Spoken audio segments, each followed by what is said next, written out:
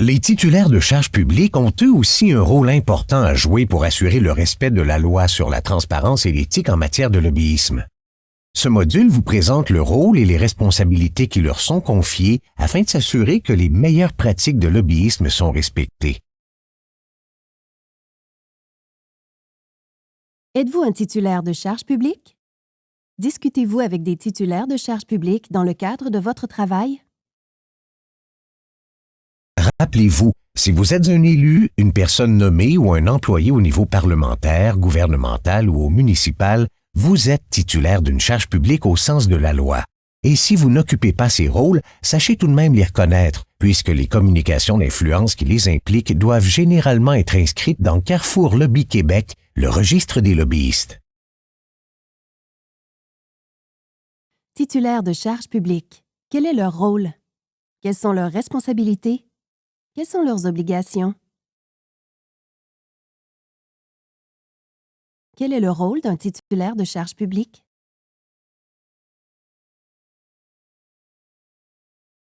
À titre d'élu, de personnes nommées ou de fonctionnaires des institutions municipales, gouvernementales ou parlementaires, les titulaires de charges publiques sont mandataires des citoyens et doivent assurer leur droit de savoir qui tente d'influencer les décisions.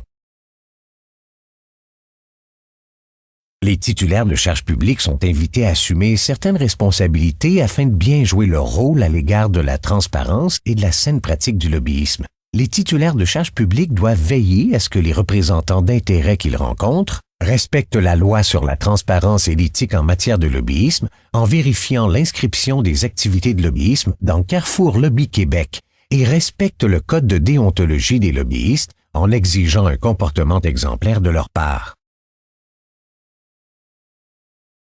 Quelles sont les bonnes pratiques à mettre en place par le titulaire de charges publiques lorsque celui-ci rencontre un représentant d'intérêt? Voici un schéma illustrant les bonnes pratiques qu'un titulaire de charges publiques est appelé à mettre en œuvre pour assumer ses responsabilités à l'égard de la loi et du code. S'assurer d'abord que le représentant d'intérêt respecte la loi en vérifiant l'inscription des activités de lobbyisme au registre.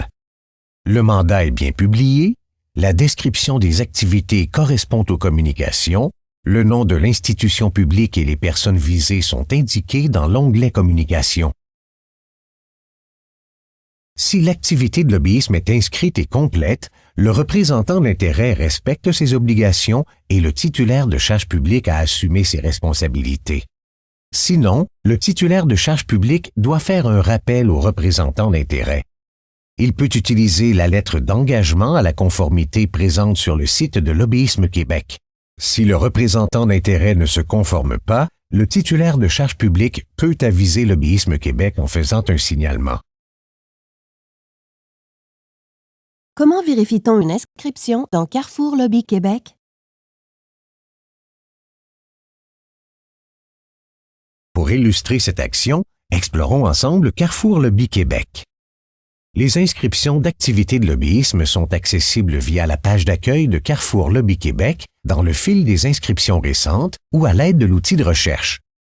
Toutes les informations exigées de la part des représentants d'intérêt sont divulguées dans Carrefour Lobby Québec de manière regroupée sous la forme d'un mandat. Quelles sont les informations qu'un titulaire de charges publiques doit vérifier dans une inscription dans Carrefour Lobby Québec? Voici les informations qu'un titulaire de charges publiques devrait vérifier dans un mandat au registre lorsqu'il fait l'objet d'une communication d'influence. La période couverte par les activités de lobbyisme. Le nom du lobbyiste qui fait les activités de lobbyisme.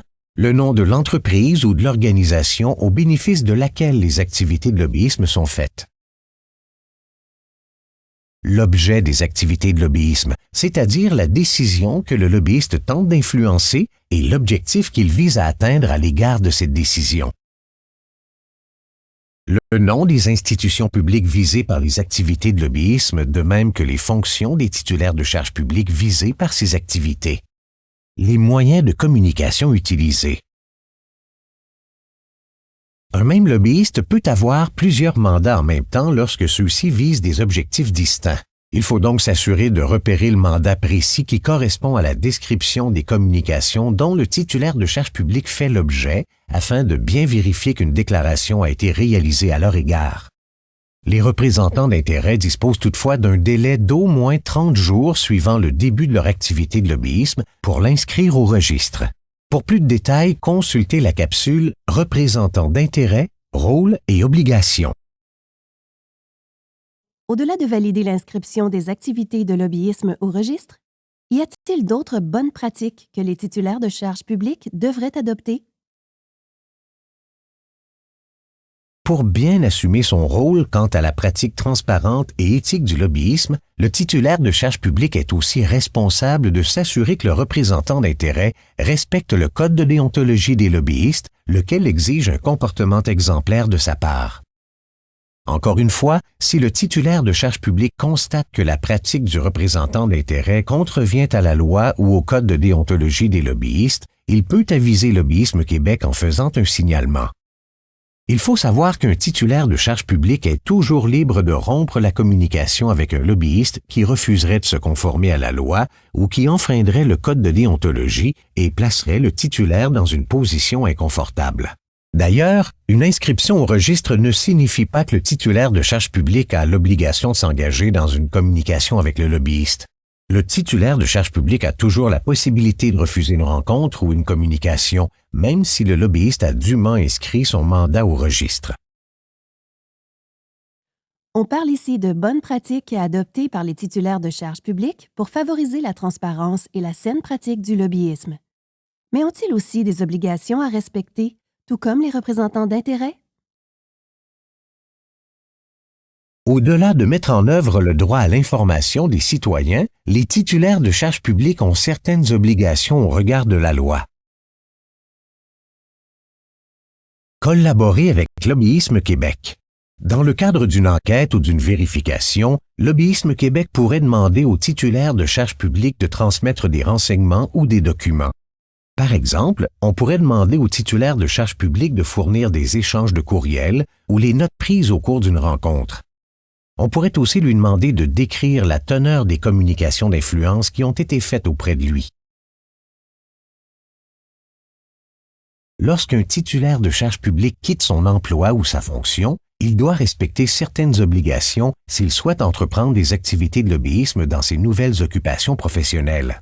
En tout temps, il lui est interdit de divulguer des renseignements confidentiels et de donner des conseils fondés sur des renseignements non accessibles au public qu'il aurait obtenus dans le cadre de ses fonctions, de tirer un avantage indu de la fonction occupée ou d'agir relativement à une procédure, à une négociation ou à une opération particulière à laquelle il a participé dans le cadre de ses fonctions. De plus, s'il a occupé certains postes précis prévus par la loi, tels que ministre ou maire, par exemple, il peut être soumis à l'interdiction d'exercer des activités de lobbyisme pendant une période d'1 ou 2 ans, selon la nature de ses anciennes fonctions. Ces règles d'après-mandat visent à éviter le phénomène des portes tournantes, soit le fait qu'un représentant d'intérêt puisse bénéficier des liens qu'il entretient avec d'anciens collègues dans l'appareil public pour exercer plus efficacement ses activités de lobbyisme. Quels sont les risques auxquels s'exposent les titulaires de charges publiques impliqués dans une situation où la loi n'est pas respectée? En effet, en cas de non-respect de la loi, les titulaires de charges publiques ont tout avantage à s'assurer que la loi est respectée lorsqu'ils font l'objet d'activités de lobbyisme. Atteinte à la réputation et à l'image et perte de crédibilité, tant pour lui que pour son institution. Manquement éthique. Remise en question des décisions et insatisfaction de la population. C'est pourquoi il est primordial que les représentants d'intérêts et les titulaires de charges publiques fassent chacun leur part pour assurer la transparence et la saine pratique du lobbyisme. Ils contribuent ainsi à la santé de notre démocratie. Vous connaissez désormais le rôle et les responsabilités des titulaires de charges publiques. Pour avoir une vue d'ensemble de l'encadrement du lobbyisme au Québec, il est essentiel de comprendre en quoi le lobbyisme contribue à la démocratie, ce qu'est une activité de lobbyisme, quels acteurs sont impliqués dans une activité de lobbyisme, quelles activités sont visées par la loi sur la transparence et l'éthique en matière de lobbyisme. Quelles mesures sont mises en place pour encadrer les activités de lobbyisme? Quelles sont les responsabilités des représentants d'intérêts? Ces apprentissages vous aideront à bien jouer votre rôle. Rappelez-vous, la transparence en matière de lobbyisme passe par vous.